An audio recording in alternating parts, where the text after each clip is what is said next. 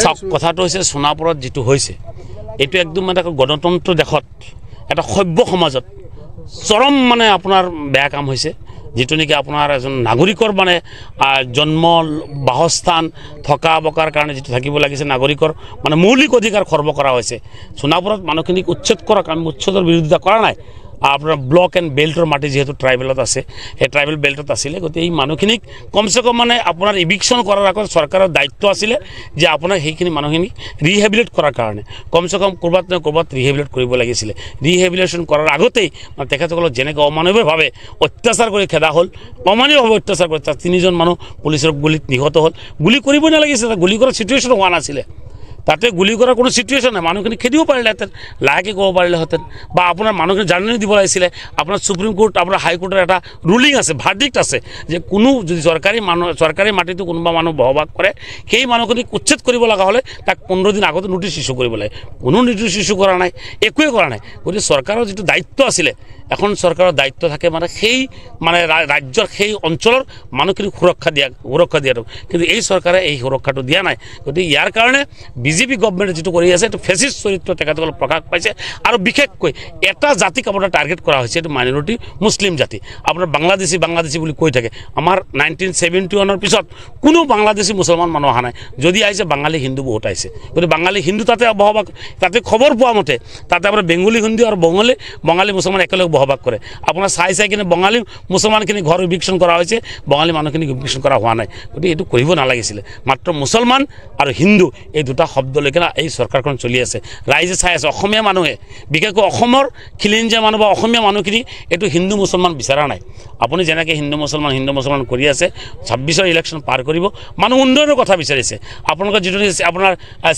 chit fund কেলেংকাৰী আছে এইবিলাক মানে ঢাকিবৰ কাৰণে উন্নয়নৰ কথাটো যাতে ওলাব নোৱাৰে সদায় এটা না এটা আপুনি লগাই দি থাকে কিছুদিন আগত লগাই দিলে আপুনি ইউএছটিএম এটা লগাই দিলে ইউএছটিএম জেহাদ ফ্লাড জেহাদ আজমল জেহাদ আকৌ এডুকেশ্যন জেহাদ এতিয়া আপুনি লৈ আহিলে কি লেণ্ড জেহাদ গতিকে এইবিলাক কৰি মানুহৰ মাইণ্ডটো ডাইভাৰ্ট কৰাৰ কাৰণে এইবিলাক কৰি আছে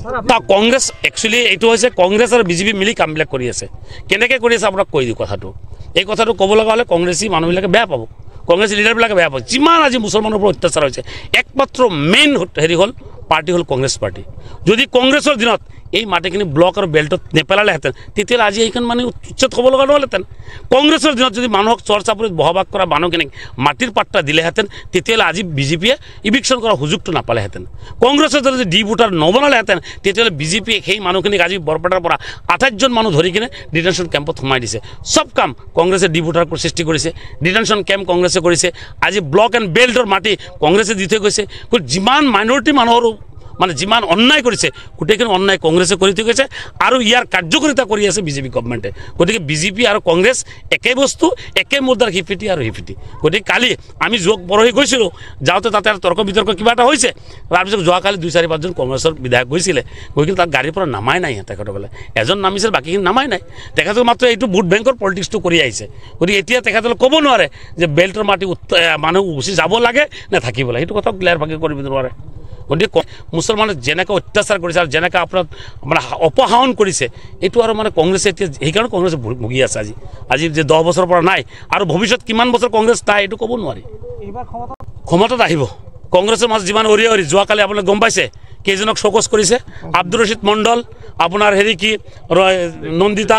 আপোনাৰ এই ৰেকিবুদ্দিন যিবোৰ মেইন লিডাৰবিলাকক শোকজ কৰিছে কংগ্ৰেছৰ আছে কোন এইটো কথা কওক না লাহে কেইদিনমান আগত ওলাইছে ভূপেন বৰা গুচি যাব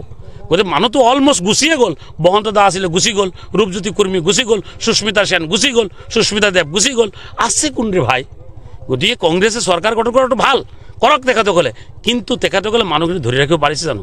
তেখেতসকলে কাৰ পৰা ভোট ল'ব আলিকুলি নাই এতিয়া কংগ্ৰেছৰ পকেটত নাই ভোট ক'ৰ পৰা পাব মানুহক ধুবুৰীৰ ৰাইজসকলক চিধা মানুহ সৰল সোজা মানুহ সেইখিনিক মিছগাইড কৰি ভোটখিনি লৈছিল তেখেতে লেকচাৰ মাৰিছিলে তেখেতে মিটিঙত কৈছিলে ৰাইজ আপোনালোকে বদৰুদ্দিনক ভোট দিব নালাগে মোক ভোট দিয়ক আপোনালোকে ভোট দিয়াৰ 2 মাহৰ পিছতে হিমন্ত বিশ্ব চৰকাৰক মই চৰকাৰ ভাঙি দিম বুলি কৈছিলে ভাঙিব পাৰিছে জানো গতিকে তেখেতে মুছলমান লিডাৰ হয় কিন্তু মুছলমানৰ কাৰণে একো কৰা নাই মুছলমানৰ কাৰণে যিখিনি ক্ষতি ৰকিবুল হুছেইন ডাঙৰীয়া কৰিছে ভাৰত স্বাধীন হোৱাৰ পিছৰ পৰা কোনো মুছলমানে ইমানখিনি ক্ষতি কৰা নাই 20 বছৰ হৈ গ'ল তেখেত ৰাজত্বত আছিলে 20 বছৰ কি কাম কৰিছে ডিটেনশ্যন কেম্প দি থৈ গৈছে ডিবুটাৰ দি থৈ গৈছে আপোনাৰ এনআৰচি কাম কমপ্লিট কৰা নাই চাকৰিৰ নামৰ ৰিজাৰ্ভেশ্যন নাই কি কাম কৰিছে দেখাই দিয়কচোন ৰকিবুল হোসেনে মুছলমানৰ লিডাৰ বুলি কয় কিন্তু মুছলমানৰ বিপদৰ সময়ত আজি আপাৰ আসামত গণ্ডগোল হৈছে মিয়াখেদা আন্দোলন হ'ল এদিন মাত নিদিলে আপোনাৰ 28 জন মানুহ ডিবুটাৰৰ নামত ধৰি কিনে লৈ কিনে ডিটেনশ্যন কেম্পত সোমাই দিলে এটা মাত নিদিলে যোৱাকালি ইমান ডাঙৰ ঘটনা ঘটিল যোৱা 3 দিন আগত যিটো ঘটনা ঘটিছে সোণাপুৰত তাতে তেখেতে এদিন এটা মাত নিদিলে কংগ্ৰেছ সদায় ভোট বেংকৰ পলিটিক্সটো কৰিছে সৰল খোজা মুছলমানখিনিৰ পৰা ভোট লৈছে কাম একো কৰা নাই এতিয়া মুছলমানে বুজি পোৱা হৈছে মুছলমানৰ নিজাকৈ এতিয়া দলৰ তেখেতৰ নেতা সিলেকশ্যন কৰিছে আজমল চাহাবক মানুহ আজমল চাহাবৰ লগত আছে কোনো মানুহ কংগ্ৰেছৰ লগত নাথাকে